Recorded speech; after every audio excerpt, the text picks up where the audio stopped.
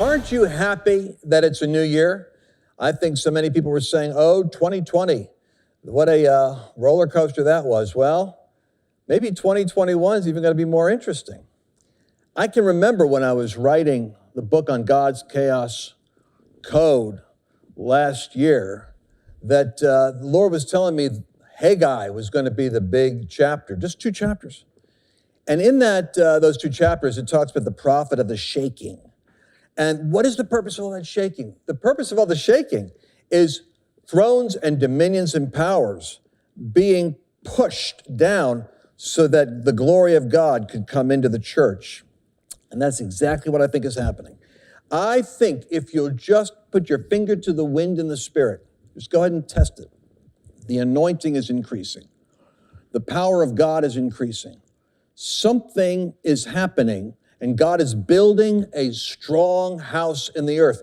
And, I really think I might have bit off a little bit more than I could chew in terms of like, sometimes you could be dumping more revelation or more information than people are really interested in. Because, so, for instance, there's an economic warfare going on.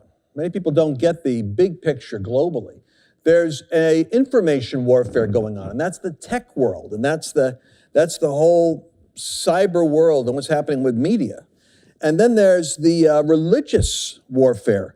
And most people don't even stop and realize that what we're dealing with right now with the civic government, for instance, is a civic religion. I mean, there literally is. The corporations are being pressured right now to have to bow the knee to the diversity demands, and that includes the LGBTQ demands that are there for corporations. And NASDAQ is actually putting pressure on their 3,500 businesses to have to conform to the new state religion. Basically, it's a state religion. We're going back almost to like the Roman Empire days here. So how does it become good news? Well, because the church flourished in the first century. I mean, everybody wants to see signs and wonders in the outpouring of God like a first century church. Well, welcome to first century Christianity. But it all starts off with the prioritizing of your life. And this is so important. Genesis chapter 1. In the beginning, God created the heavens and the earth. In the beginning, God. And what we're doing right now is you're starting the year off in the beginning with God. That's the secret. It's because when you start the year off with God, then you have a reprioritizing of exactly what the Father wants to do in your life. And that's the secret to success. In the beginning, God created heaven and earth was without form and void, and the darkness was upon the face of the deep, and the Spirit of God moved upon the face of the waters. And there's a curious use of Hebrew here that is so interesting, because it literally says in the Hebrew that the Spirit of God was hovering over the earth was without form, and tohu vabohu. That's the Hebrew, tohu vabohu. It describes the kind of primordial disorganization, something totally without definition. My friend Jordan Peterson looks at this verse with such a unique lens. He says that it's the Logos, the Word of God, hovering over the chaos, the tohu vabohu. And what happens is the Logos, which is the Word, hovers over the chaos of the world. And out of it, God speaks, and God says, let there be light. And God speaks, and he calls forth the firmament in the midst of the heaven. And God speaks, and the waters begin to separate. What I want you to catch is the Spirit of God and the Word of God literally reshape chaos. And that's where the church is right now. So with this year, what I want you to be looking at is, what is the Lord speaking to you in terms of the ordering of your life? I have a friend of mine who's a successful businessman who sold, it was a huge business. Several $100 million worth of business when he sold the Silicon Valley business. And he's one of the good guys in Silicon Valley. And Ken told me something. He said that the Lord was speaking to him about prioritizing his life, and he got convicted and began to commit to a 40-hour work week And he would not let the pressure of circumstance drive him past that, because he saw so many hours were going to be needed with the Lord every day, and so much time with the Lord. And then his family, and then his marriage, and his ministry, and his involvement with church, and his work. In other words, he looked at his schedule, and he made a decision that he was going to prioritize things so that his commitment was to allocate time for his health, for instance, and for his home. And he stopped allowing the clock to tyrannize him and to control him. And what happened was he found out that the business flourished with that 40-hour discipline. So I was recently talking with Robert Morris, pastor at Gateway, and I was telling him, I said, the problem a little bit with the COVID and this China virus is that now actually so much activity is done by Zoom. And if you're involved with communication, I'm actually not traveling as much as I used to. So I'm actually in more technology than I've ever been before. And he said something. He said that the Lord had spoke to him about the Sabbaths. And remember how Israel, when God judged Israel, was because they weren't keeping those Sabbaths.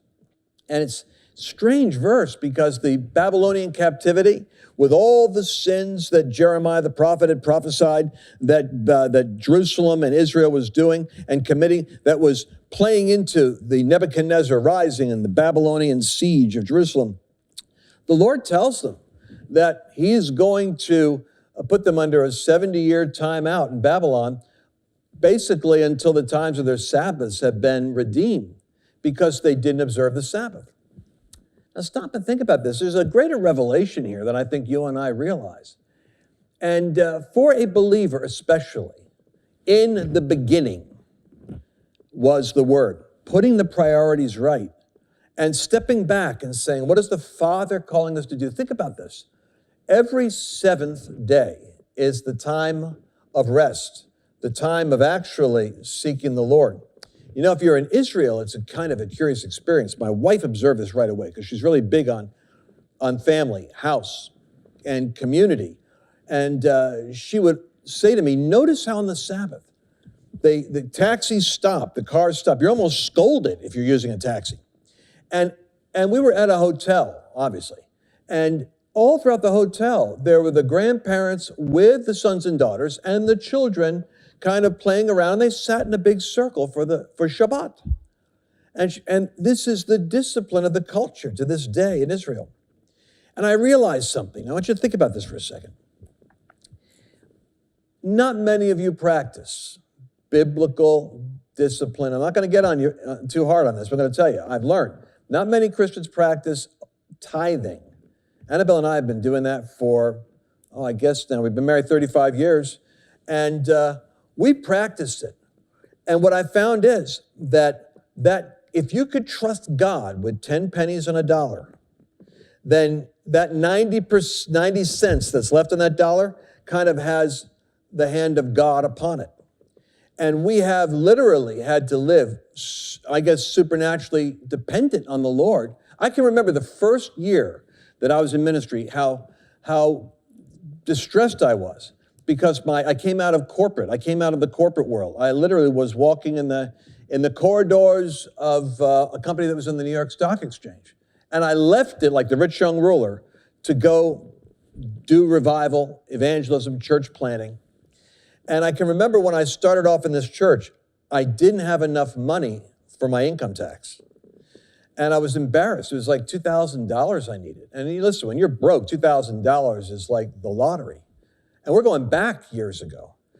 And I just went in to the Lord, and I sat at a piano. I'll never forget this.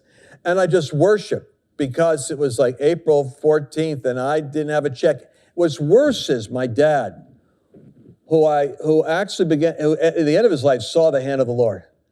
At the time when I was left, he said, what are you going to do? You're going to leave a corporate job, a good job, to go what? To be broke in ministry? And I didn't want him to know that I didn't have enough money for my taxes.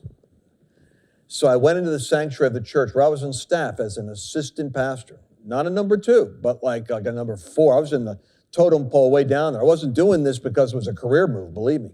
It was obedience. And I worshiped the Lord at the piano in the sanctuary, and I worshiped the Lord. And when I got done worshiping, I opened my eyes and there was a $2,000 check on the piano. And somebody had heard, and the Lord moved on them to bail me out of my distress. My car broke down that first year, transmission. I couldn't afford another $2,000 bill, $2,500. And I can remember how I was a fellow in the church, God bless him. He actually gave me the keys to his car, and the car had a hole on the floor of the car near the accelerator. So when it rained, the water came in and my feet got wet. It was not my beautiful Buick that the transmission got shot, but it was a car, and on that car I put an index card with the drawing of the outline of a car, and I just had a picture of this car, and I said, Lord, I don't want anyone to know about my problem. I don't want my family to find out. I don't want my dad to find out. And I just drove around in that beat up car. And when I was consulting back then, I used to make a little bit of extra money because I was still using my corporate skills. And I would go to businesses and they'd call me up and I was consulting, but I would park 2 blocks away so they wouldn't see the car I pulled up in because the car couldn't even pass inspection nowadays. And so the moment of truth came when my father called me up and said, how you doing? I said, fine. And he said, how's the car? And I realized I cannot lie. I have to tell him. And he's the one who warned me I'd be broke if I left the business world. And when we get back, I'll tell you this unusual conversation. If you enjoyed today's program, we'd like you to consider becoming a partner with Lance Wallnow Ministries. Become a partner today by visiting lancewallnow.com/partner or call 877-481-6556. It's time to take this uncompromising perspective out into the airwaves. Partner with us now by calling 877-481-6556 or go to lancewallnow.com/partner. Together, we can make a difference. And so, what I just got done telling you is my car transmission shot. I'm in full-time ministry. I'm up in Rhode Island. I left Philadelphia, New York market where I was in corporate world. And my dad shook his head when I left and he said that I'd be broke and I couldn't make a living in ministry. And here I was, supernaturally needing the Lord to bail me out because my car transmission, the first year, boom, I lost it. I couldn't afford the $2,500 to replace it. I'm driving around in the car that a friend of mine had loaned me, which was a real clunker. But even then, it was a gift from God because I was believing God for a new car because I'm really believing this. And it's kind of I'm getting plunged in the deep end of the pool now because I used to have a corporate car, company car, free gas, everything. Now I'm asking the Lord, what am I supposed to do? My father calls and checks out, tell me about how you're doing. How's the car? I can't lie to him. I say, well, the transmission's shot on the Buick. And, well, how much is it going to cost to fix it? Oh, about $2,500. And there's a pause, and I'm just dying. And then he says something most unusual. I want you to think about how unique God is, how wild God is. He says to me, now my father at this point is an unbeliever. He says, I'm calling you because I had a dream last night. And in the dream, I believe the good Lord told me I'm supposed to buy you a car. And I'm just calling to see what's going on. And I said, well, it's true, Dad. I need a car. I'm driving one. It's got 140,000, 150,000 miles on it, and it's holding up. But I really do need a car. And so he said, I want you to come down to Philadelphia this weekend. And we're going to go shop, and we'll get you a car. This is amazing. So I now have Annabelle, of course, praying. We go down to visit my dad. God is the one who ratted me out and told the truth. I was trying to hide it. And God goes right to my father to give him this is the first encounter my father has with the voice of the Lord. And it's not to lead him to Jesus, it's to buy his son a car. So we go out and we start with a $6,000 car, which is a big deal, a Dodge, this or that, and then we work our way up. But remember, I had on the dashboard of that clunker, I had the outline of a car, and the outline of it was actually like a Toyota Camry. So at the last stop we do, we go into a Toyota dealership, and there's this Annabelle will remember, it's like a $16,000, $17,000 Toyota Camry. And I'm looking at it, and I'm thinking, well, this is not what my dad was thinking. He was thinking $6,000. But it was a cream puff. It was beautiful. I mean, it was cranberry colored, and the inside had this gray kind of velvety feel in the leather interior. And I just melted. I mean, I love this car. And my father buys me a brand new Toyota Camry. And when I drove it to Rhode Island, it matched exactly what in my spirit. And I'm not a car guy, so I never, a lot of people are like, they're into this stuff. But it's just like, I just drew the outline. I looked at it. It was exactly the outline of what I was praying and confessing with that index card picture on the dashboard of the clunker. And I remember something that Kenneth Copeland said. He said when he got behind with his bills, with his broadcasts, he owed $1 million. And he sat back and he got a hold of glory. He said, you know how we got this ministry going? I used to have to believe God for a necktie. I had to believe God for a suit. Then it got to the point where we were believing God for TV stations. And he said, how we did that was we sowed. We literally practiced everything we preach. And if we're going to get into this next level, we're going to have to do it all over again. And so he started doing that intentionally, sowing that way. And I'm sharing these stories. I hardly ever tell these stories because one of the fun things about my life is that I actually have been blessed with the Lord kind of supernaturally providing. But I really feel as though this is a time when to go where we've got to go, we actually are going to have to stand with each other. And it's kind of like Elijah when he's down to the miracle that he needs, and he goes to a widow, and this widow woman with her son has this one meal of cake, and it's the strangest thing, because you talk about a televangelist getting in trouble. He's asking this woman to give him the last morsel she's got, because the morsel she's got is going to feed him, and it's going to release in him the ability to sustain her supernaturally. And I'm telling you something. In the beginning, God. What I want you to do right now is to commit yourself to the fact that no matter what storms are on the horizon, your sowing is into the realm of the Spirit. And from the Spirit, you are going to reap. That God is the God who oversees the whole system. And that his provision is such that I think there's a supernatural glory that's coming to the church. It's interesting to me that when Haggai speaks about the shaking of heaven and earth in order that the house can be filled with glory, it's that strange verse. It says, the silver is mine and the gold is mine. Well, why is God saying that? Because God is the God of his own economic system.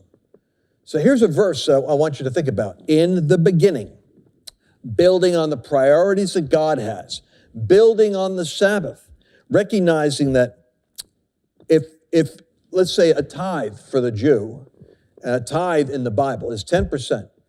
How is it that you can take 10% of what you have, release it, and you increase? If it works in finance, it works in time, and that's the principle of the Sabbath. You take 1/7 of your time. Your competition could be working round the clock, 7 days a week, trying to take you out. But it's the giving of that 7th to the Lord. And it's the investment of that in your spiritual health, in your family, in the social environment that really is the ecclesia that God gave you. As you nurture that with 1/7 of your time, God redeems the time. That's what I'm trying to tell you. Just like he redeems the finance, he redeems the time. And it comes down to faith, because it's faith to take that money and prove God. It's faith to take your time and prove God. But I want you to think about it. The moment that you die, you've got 100% dependence on God from that moment. What happens to you next is 100%. You might as well start learning about the 100% trust factor before you go to heaven. So here's a great promise. Jesus says in Matthew chapter 6, lay not up for yourselves treasures upon the earth, where moth and rust doth corrupt, and where thieves break through and steal. You see, I love King James, huh? Doth corrupt. But lay up for yourselves treasures in heaven, where neither moth nor rust corrupts, and where thieves do not break through nor steal. Or I could also say, nor the government, which is the biggest thief you've got. The difference between the government and a thief is in your parking lot, a thief can come up and make you give your wallet to them with a gun held to your head, and the government does that every year the same way. But that's another story. But where thieves can't break through and steal, for where your treasure is, there your heart will be also. So stop and think about this. Where your treasure is, there your heart will be also. What is this verse talking about? I honestly think we have a religious mindset on this. The way I always read that is, oh, you know, you're giving and it goes up into heaven. Let me ask you a question. Why would your treasure be in heaven when there's no need for a bank account in heaven? Most people miss this. Your treasure is in heaven because you're making withdrawals from the spirit realm into planet Earth. Catch this. Your sowing, whether it's your time, your talent, or your substance, when you sow it to the Spirit, the Apostle Paul says, of the Spirit you reap. Meaning, the treasury up there is not so that when you go to heaven, you get multiplied wealth back with interest. You don't need it. You're walking on streets of gold. You're living in the mansion that Jesus built for you, in a place where there's no need for provision, where you have to sweat in order to work, because all things are provided. The treasure is what you draw from while you're on earth. I'm going to tell you an interesting story. I was in 2 situations where parents needed a miracle for their children. And in one case in California, the brother had a vision when he needed that miracle of healing for a family member. And the Lord took him into a vision, and he went to a deposit box in a vault. And when he pulled it out, there was his faithfulness from his whole life, giving. And from that, this is an unusual thing, but from that came the Spirit of the Lord to extend a hand of intervention, because his faithfulness in times past had released the supernatural into the present need. I remember a young man in our church in Rhode Island, same story. Parents were faithful in church, faithful in giving. The son was rebellious, got involved with a gang. Got involved with a gang fight. And my God, they took a cinder block and crushed his skull with a cinder block. And he was dead. But the ambulance driver that went to go pick him up recognized who he was. And he put him into the ambulance and took him to the emergency room instead of the morgue. And so he goes into the emergency room. It's a fact in our church. And so they take him in there, and somehow he was, though his skull was crashed in, they were able to resuscitate him and revive him. So he was supposed to go in dead on arrival, but he ends up being resuscitated. Now, we prayed and fasted, which was what the beautiful thing about a great church. And we warred over him. And we literally watched him as he went from the floor where he was in the hospital, where you could hear the crying and the weeping, because this is where you go before you die. And they had to move him to another floor. His skull was swelled out like that. And then the Lord began to shrink it down. And I'm telling you something. When he got up and walked out of that hospital room, he went up to the 7th floor where the nurses were that took him in, and they shrieked, which is a very strange thing, in shock. And he brought them flowers. And he thanked them for their faithfulness, because his parents, who had been faithful with their finance, faithful in their giving. And I'm not saying that this is some kind of a formula gimmick thing. I'm just telling you my experience is that there's a treasure in heaven. And I've seen, and here's what I learned from that California case, that the way God makes the withdrawal is always unique. Some of you will look for it financially. You may not need it. Your big breakthrough may be a supernatural deliverance, a supernatural healing. You have no idea, but I'm going to tell you this. The treasure in heaven is a real treasure, and God releases that treasure in the form you need it, in the way you need it. Remember the Apostle Paul? We sow to the Spirit. Our giving is to the Spirit, and from the Spirit, we reap. My encouragement for you is to be faithful in putting God first. In the beginning, God. And in the beginning, put your Sabbath. In the beginning, put the family in the Sabbath. In the beginning, put your well-being and health in that Sabbath. And take your finances and order them according to God's word and God's way. And by the way, I want to thank all of you who have been so faithful to us over the years. You are the supernatural testimony. And I don't teach this often, but I do it when the Lord tells me to, in the beginning. You can sow this year and help us get this message out. lancewallnow.com/give. Because we've got 3 warehouses filled with provision, furniture, mattresses, and then food and clothing for the poor that are here in our own area. We've watched over 100 households get blessed because of you. And I want to thank you for that. The broadcasts are there for you and because of you. lancewallnow.com/give. Let's together sow into the Spirit and watch God make this a miracle year. If you enjoyed today's program, we'd like you to consider becoming a partner with Lance Wallnow Ministries.